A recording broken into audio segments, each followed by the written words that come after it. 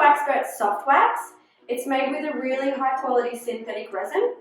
What that means, it's great for people with sensitive skin, and what you're looking for is that it's runny like honey before you begin to apply.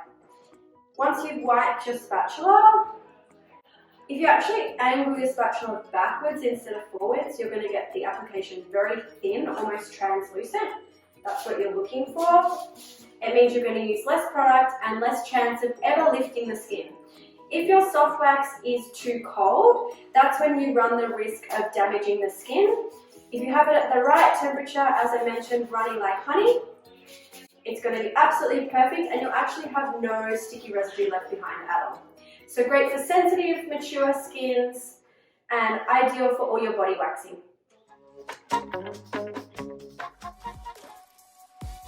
Oh, I love waxing. I enjoy waxing. I do it myself. I love their wax. It's bright! Smooth.